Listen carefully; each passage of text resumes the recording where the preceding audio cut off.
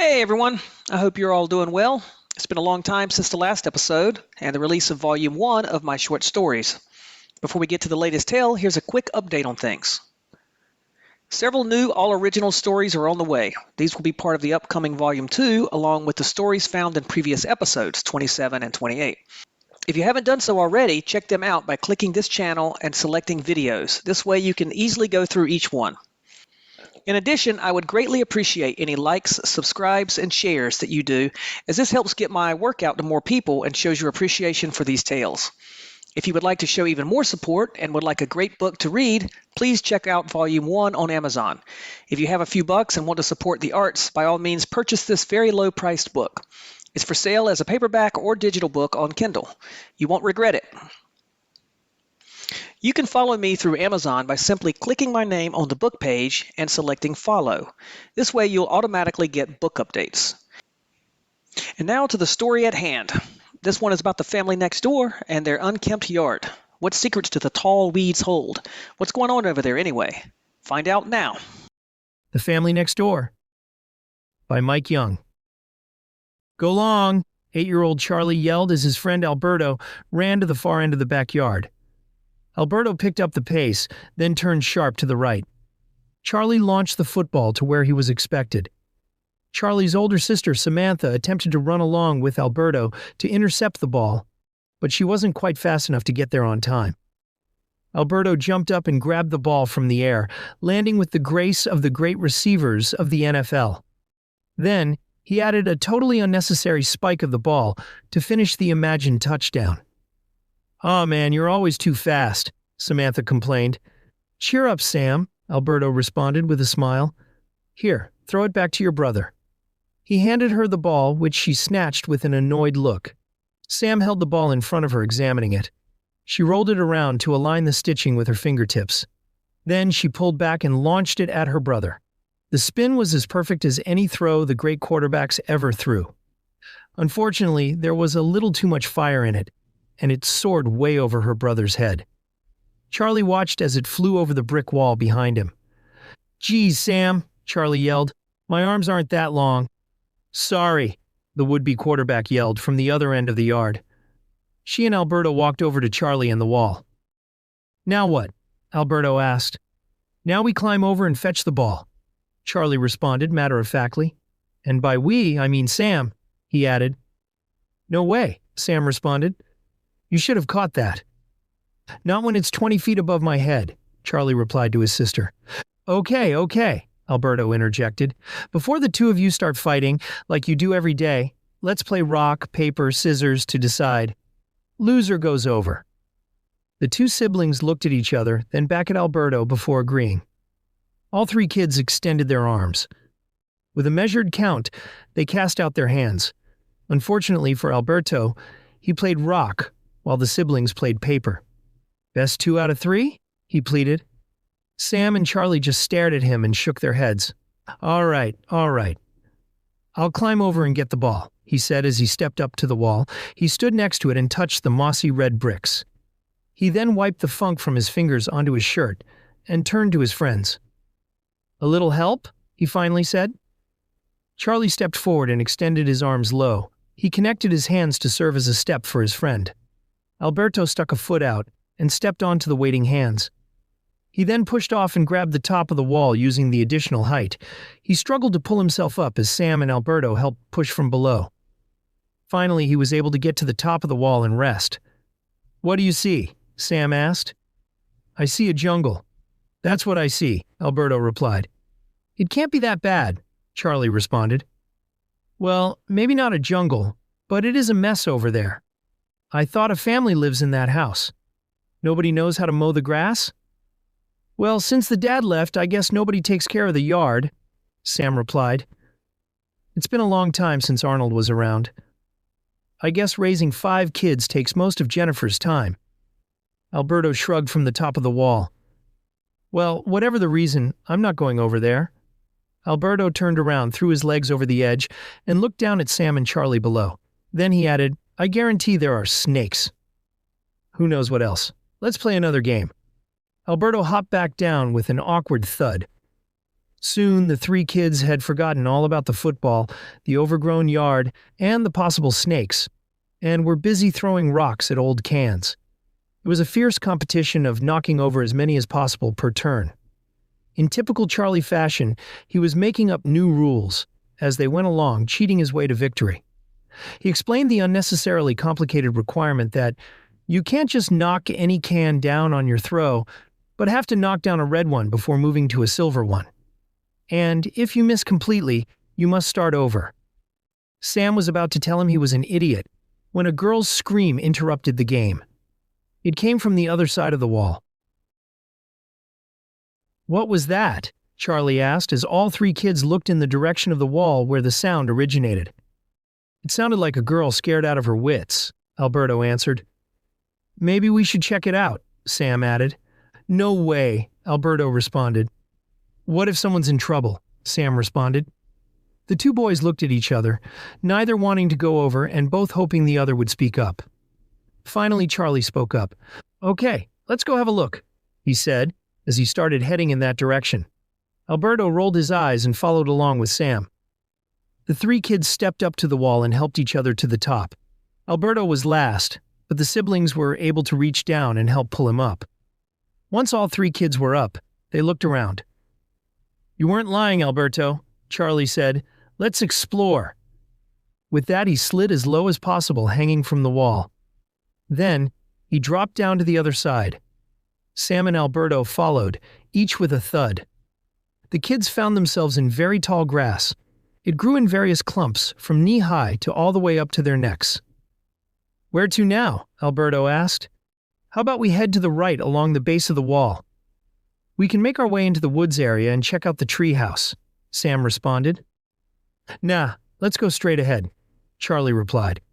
He didn't give them a chance to respond, but started walking his chosen path.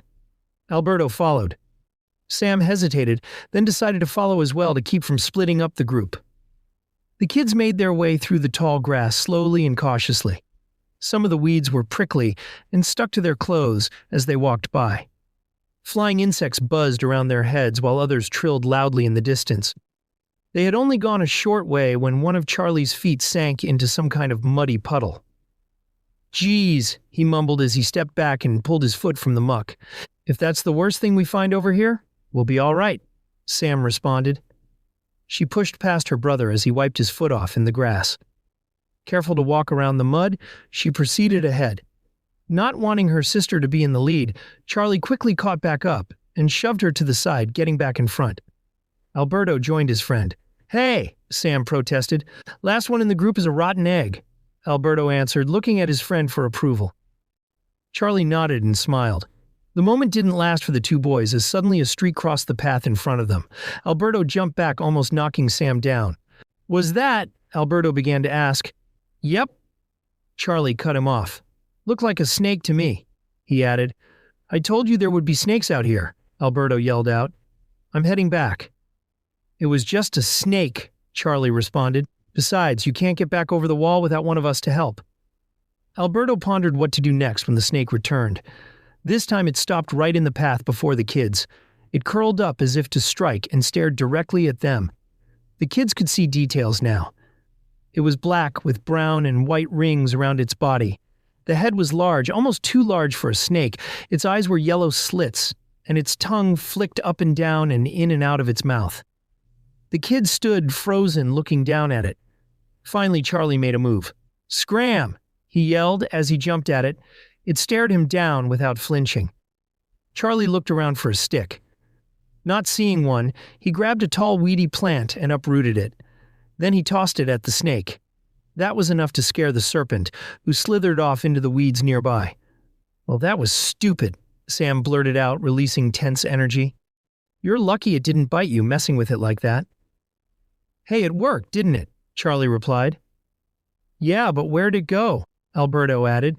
"You might have made it mad, and it's going to strike one of us as we walk by." Charlie waved off the comment. "We won't see that snake again.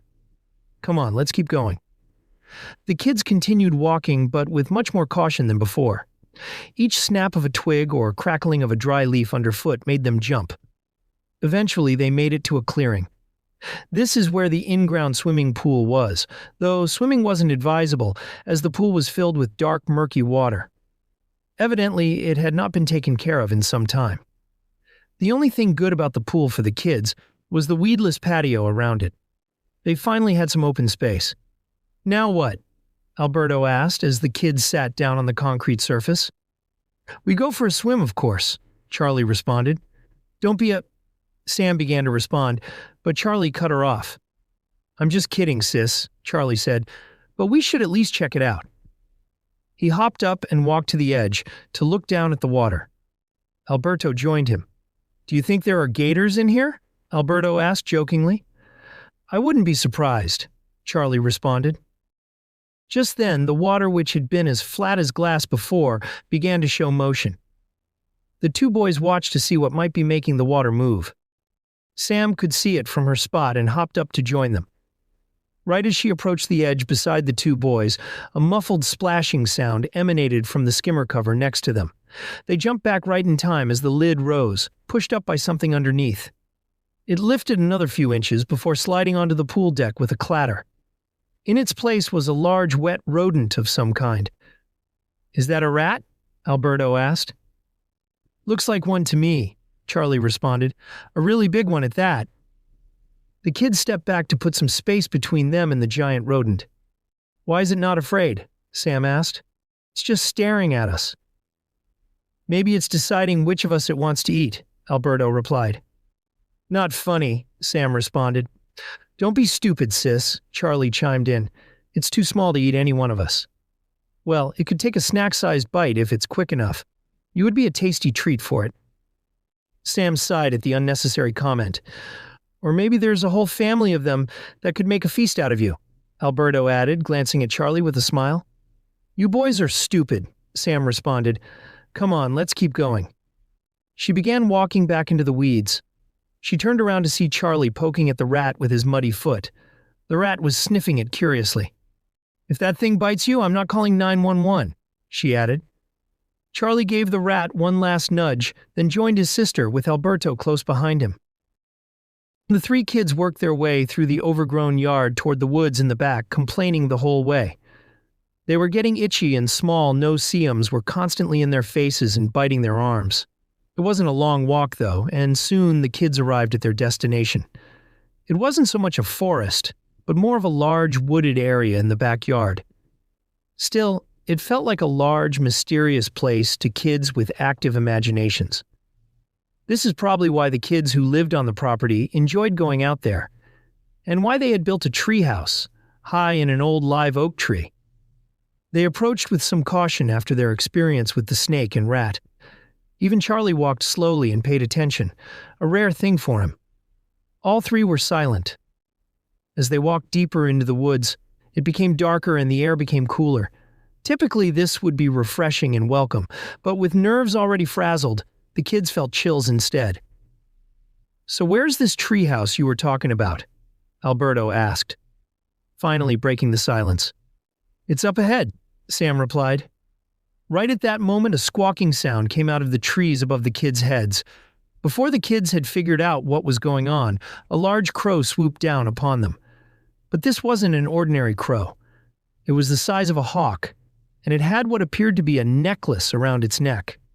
It was shiny, possibly silver, and appeared to have multicolored charms on it. It had the look of a child's necklace. Fearfully, Alberto jumped behind a tree while Sam crawled under a bush. Charlie stood transfixed. The strange bird flew back up into the thick leafy branches and landed. It looked down at him with a mysterious stare. Then it let out a terrible sound, a mix of caw, shriek, and maybe an element of human screaming. It had shape to it, like someone was attempting to speak through it. Suddenly, it swooped back down with intense speed and pecked Charlie on the scalp. He fell to the ground holding his head. As he pulled his hand away, it was bloody. The two kids felt real fear as they saw the blood on Charlie's hand. It had run down to his ear and dripped to the ground. "What the—" Charlie yelled out. Angrily, he looked around for a stick. Not seeing one useful for fighting off attacks from above, he broke one off a nearby tree. The bird swooped back down for another bite. But this time Charlie was ready. He swung the small branch at it, knocking it back. The crow continued hovering above, then landed on a limb to catch its breath. Charlie was bracing himself for another attack when they heard a voice. "Over here!" a girl's voice yelled out. It was the voice of the scream earlier that got the kids into this mess to begin with. "Quickly!" Charlie looked around. Sam crawled out of her hiding place and brushed off the leaves. Alberto stepped forward from behind his tree. They scanned the area for several seconds before Sam noticed the treehouse. "Over there!" she pointed. The three kids darted in the direction of the treehouse. When they got to it, there was no ladder or steps for climbing up. Then the girl spoke again. "Here," she said, as a rope ladder was dropped down. The kids looked up to see Sophia, the youngest sibling of the household, looking down at them. "Climb up." The kids did so quickly. As they climbed, they looked back. But the crow was nowhere to be seen. They finally all gathered at the top, and Sophia ushered them inside the little wooden room. The four kids sat on the wooden floor in the cozy little space of the treehouse, sitting silently for a few minutes. Sam, Charlie, and Alberto were still a little out of breath from the adventure so far. Finally, Sam turned to Sophia. "We heard a scream earlier." "Was that you?" she asked the girl, who was barely 6 years old. "Yes," Sophia replied. She paused, looking down for a few seconds, then resumed. I was up here hiding, playing, and..." She pointed to the corner in which Alberto was sitting. He twisted to see what she was pointing at, then jumped up and fell into Sam and Charlie. They shoved him off them, then turned heads to see what had scared their friend so badly. In the corner, lying on its back, was a very large black spider. Its body must have been 6 or 7 inches wide. Its hairy legs were curled up, and there was gunk under and beside it. Sam, Charlie, and Alberto scooted over as far away from it as they could, crowding Sophia in the process. "Wow!" Charlie yelled out. "That's the biggest spider I've ever seen." "Don't worry," Sophia said reassuringly. "It's dead. It won't hurt anyone now." "You killed it?" Sam asked. "Yep. It crawled on my foot. I felt its legs on my skin, and I flung it off me into the corner. It started crawling right back to me. I didn't know what to do, so I grabbed that book." Sophia pointed at an old hardcover on the floor by the spider. The book was black with worn edges, and the word Grimm was barely legible on the cover. Grimm's fairy tales, perhaps. I grabbed the book and threw it at the spider, smashing it against the wall. The boys slid back near the spider to take a closer look. Sam, however, was more interested in Sophia, whose eyes were red. She had clearly been crying recently. "Are you okay?" she finally asked the little girl. "Yes," Sophia answered, looking down, avoiding eye contact with the older girl. "It was just a spider." Sam wasn't so convinced that the spider was what Sophia had been crying about. Maybe it was responsible for the scream earlier, but not the tears. Sophia had seemed nervous when she told them what happened with the spider. Like she was trying to find the right words to hide something. "Is everything okay?" Sam went on. "Did you say you were hiding up here?" "No, I said I was playing," Sophia answered defensively. She turned and leaned on the wall, arms around her knees. Even the boys took note and looked at her. "If something is wrong, you can tell me, okay?" Sam responded. "Do you want to go back inside? We'll walk you back to your house." "No," Sophia yelled out, startling the other kids. They looked at each other, wondering what was wrong. Then she added, I can't go back there." Sam felt a chill run down her spine. Was the girl in trouble? Was she overreacting to something? She was about to push further when Charlie spoke up. "It's okay. We'll go with you. Come on." Charlie stood up and motioned for the girl to follow. Sophia didn't move. "Come on. What are you afraid of?" "Charlie, that's not helpful," Sam interrupted. Then she turned to Sophia. "We'll just stay here for a little while and hang out." Just then, Sam noticed the amulet Sophia was wearing. It was a coppery Hamza pressed in the middle of a dark purple satiny material. The 5 fingers of the Hamza each sparkled, even in the dim light of the treehouse. The eye in the middle was deep green and had a spiral appearance to it. Sam found it fascinating and figured it would make a great topic to discuss to get the girl's mind off whatever it was that was bothering her. "That amulet you're wearing is pretty," she said, nodding at it. Thank you, Sophia responded. She opened her mouth to say more, then shut it and got quiet. Can I see it? Can you take it off so I can get a closer look? I'd like to put it on and see how I look, Sam continued. She reached for it, but Sophia pulled away. No, I must wear it. I can't take it off, the girl responded. Sam tilted her head, thinking over what Sophia said. What do you mean you can't take it off? Charlie suddenly interjected. What'll happen? Will the boogeyman get you or something? Or the snakes and rats and everything else down there in the yard? Sam leaned toward Charlie and gave him a punch in his nearest arm. What's wrong with you? She asked angrily. Even Alberto shook his head at his friend. It's okay, Sophia responded. She began to lift the amulet up and over her head, but Sam stopped her. No, it's fine, Sam responded. You can keep it around your neck. Does it do anything special? What my sister is trying to say is it magical? Right, sis? Charlie interrupted. I mean, it looks like it would be magical. Magic sparkles and all that. Sophia looked down at it, lost in thought. Then she lifted her head and looked at the three older kids. Actually, it is magical. It's the only reason I'm still alive. Or at least the reason I haven't been turned into some kind of creature yet. Silence settled over the treehouse. No one knew what to say. Charlie was about to speak when another voice broke the silence. It was a woman's voice, familiar, yet harsher than usual. It was Jennifer's voice calling out for her daughter. Sophia! Sophia! Jennifer called out. Where's my little princess? Sophia became visibly afraid. Unexpectedly, she slid closer to Sam. Sophia! You're in the treehouse, aren't you? Sophia's mom added. Sophia wrapped her arms around Sam in what appeared to be a plea for protection. Sam looked at the two boys.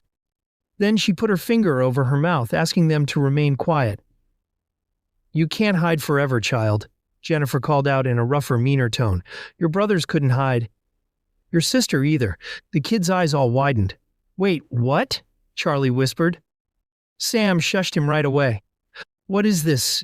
Here, Jennifer said. Her voice was coming from below. Sophia realized she had left the rope ladder hanging. She reached over to grab it and pull it up. But she was too late. Her mother had already taken hold of it from below. That was awful nice of you to leave the ladder down for me. I think I'll come up and visit. The ropes of the ladder tightened and creaked as Jennifer climbed her way up.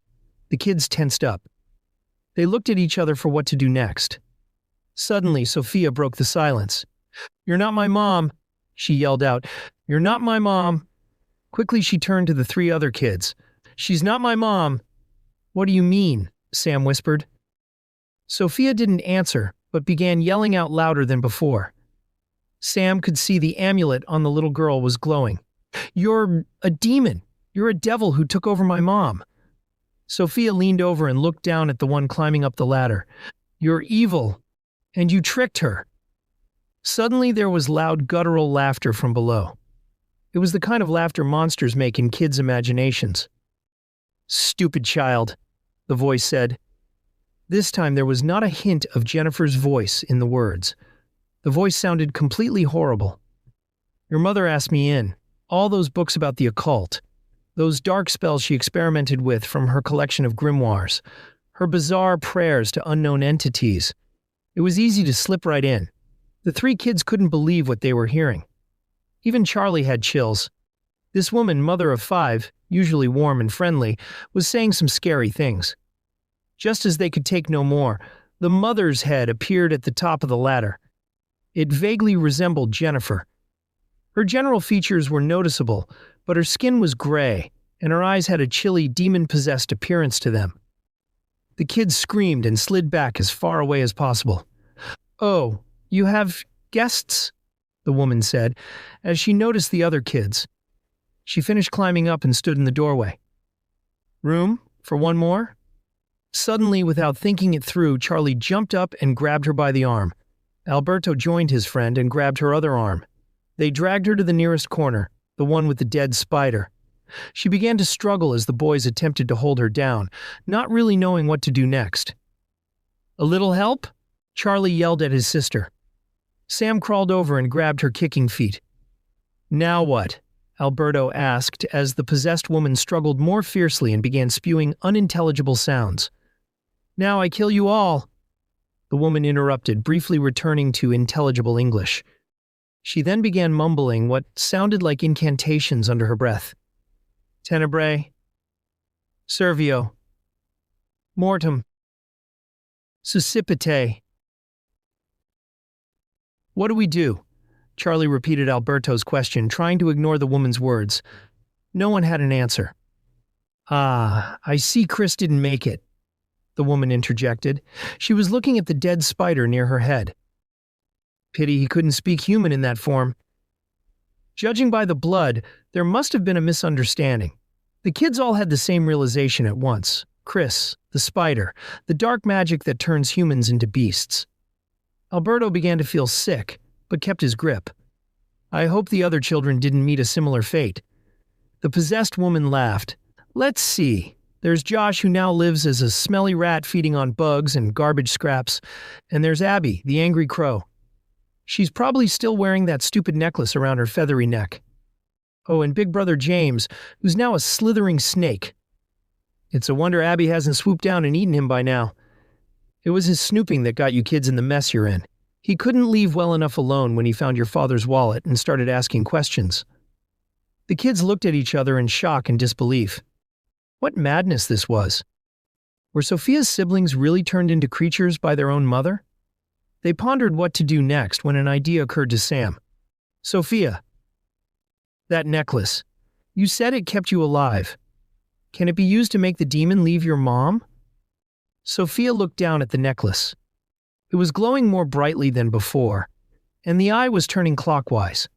She looked at her mother, who was still held down by the other kids. Sophia knew what to do. She held it out toward her demon-infested mother, who shrieked at the sight of it. Sophia stood up and began moving toward her, holding the amulet out. As she approached, the demon in her mother became more restless and struggled more violently. Finally, when it was inches from the woman's face, the demon inside let out an eardrum-shattering shriek that made everyone fall back disoriented.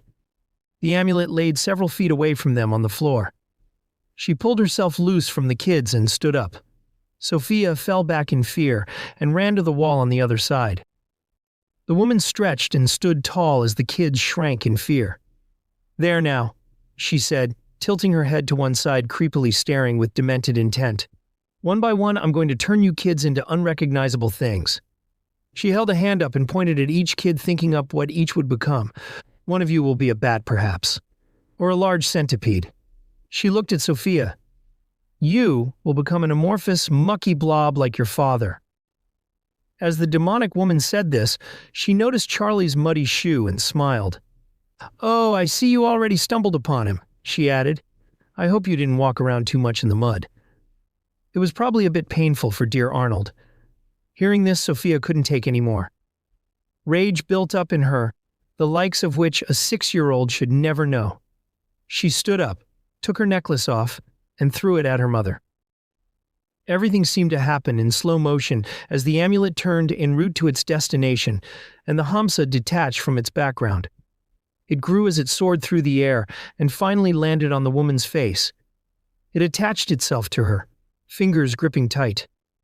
The eye was visible on the outside and began spinning so fast it was barely discernible. The woman grabbed at it, but it wouldn't let loose. She swung her head to the left and right and stumbled in her struggle. Then, the unimaginable sounds began to emanate from the covered mouth of the woman. She dropped to her knees as smoke began to flow out of the eye. Soon, a great deal of smoke was pouring out and, with it, terrifying screams. The smoke amalgamated into a shadowy figure, hovering above the woman's head. Then, suddenly, it flew out the door, a phantasm in flight laughing as it disappeared into the sky. Its former host fell to the floor, motionless. Sophia jumped up and ran to her mother. She sat beside her and laid her head in her lap. Jennifer let out labored groans as she struggled to wake from a deep, foggy sleep. Sam joined the two. She picked up the amulet that lay on the floor beside them. It had returned to normal size and was no longer glowing. Charlie and Alberto stayed put, not knowing what to do or how to help. After a few minutes, Jennifer opened her eyes and looked up at her daughter. Sophia gazed down at her with a nurturing countenance, unexpected from a child. They exchanged warm smiles and just enjoyed the moment of liberation from the evil spirit that had caused so much chaos. After a few more minutes, something strange but wonderful began to happen. In the far corner, the spider began to twitch. Next, it transformed slowly into the shape of a boy, Chris. Soon, he was fully human again. At first, he made no sound as he lay deathly still. Then he let out a couple of coughs and attempted to sit up. Charlie was closest to him, so he slid over and helped pull him up straight. "My boy," Jennifer said weakly, looking over at him. "Mom," he replied. He was still too weak to get up. "And my baby sister." He smiled at Sophia. "I crawled to you." I didn't know what else to do. It was so strange. I kind of was myself, but not. I thought you would know it was me. "I'm sorry, Chris. I thought you were just a big spider. I was scared," Sophia responded. "It's okay, sis," Chris said consolingly. Then, suddenly, he had a realization. He sat up straight, eyes wide. "What about everybody else?" Before giving anyone a chance to respond, he stood up. He rushed over to the door of the treehouse, limping but determined. "What are you guys waiting for?" The whole gang made their way down the rope ladder. Several of the group needed help due to their bodies' recent struggles, but the others were more than willing to assist. They spread out across the overgrown yard, resolutely looking for the others. It didn't take long to find each kid. Josh, the former rat in the pool, lay in the grass disoriented. He became overjoyed when Charlie and Alberto appeared standing over him with friendly smiles and outreached arms. Abby, the former crow, was found by Sam in a tree, confused. Sam helped her climb down and explained the events of the day to her. Josh, the former snake, was discovered by his kid sister. He was curled up under the deck. Like the others, he was also puzzled. It took a bit of explanation to catch him up and some brisk hand-brushing to get him clean of dust and leaves. As everyone gathered by the pool, they realized there was one person still missing. Arnold, the father that was thought to be a deadbeat dad who had skipped out on his family of 7 before everything became known, was nowhere to be seen. Charlie thought back to what the demon had said. He felt sick to his stomach at the thought that maybe he had stepped all over him. Quite possibly he had stepped through him. If so, would he just come back to life and return to normal like Chris, the previously dead spider? Or would he be... Charlie couldn't bear the thought. Either way, he needed to be found. "Follow me." "I think I know where I stepped. Where Mr. Arnold was before." He began walking back to the spot in the tall grass. The others followed. After a short walk, he found the location. There, on the ground, lay the man who had been the demon's first victim. Arnold was in bad shape. He was beaten and bruised, but whole. Thankfully, there were no shoe-shaped holes in his body, and all his limbs were still connected. He needed help standing up, which the kids were quick to assist with. At first, he was woozy, but when he saw his children, their friends, and his wife gathering around him, he perked up. He and the others were overjoyed that no one was dead, and they were all back to being human again. Over the next hour or so, the kids explained to their father the events that occurred after he had been turned into mush. Jennifer apologized profusely, but Arnold was quick to forgive. He only asked for one thing. "Let's have a bonfire," he announced to confused looks. "We've got some cleansing to do," he added. That night, after clearing a space in the yard, everyone gathered around the warmth of the roaring fire. Jennifer brought all her dark objects and books, and each kid took turns tossing them in. Sophia was allowed to keep her Hamza amulet as it had been instrumental in defeating the demon. The next day, the kids all volunteered to clean up the backyard. They bushwhacked for hours, making huge piles of debris. Eventually, after a lot of sweat and tired muscles, the yard was tidy and clean. Things had returned to normal at the household across the brick wall. A few days later, Charlie sat at the desk in his room. He had a lot of homework to get done, but as usual, he was restless and procrastinating.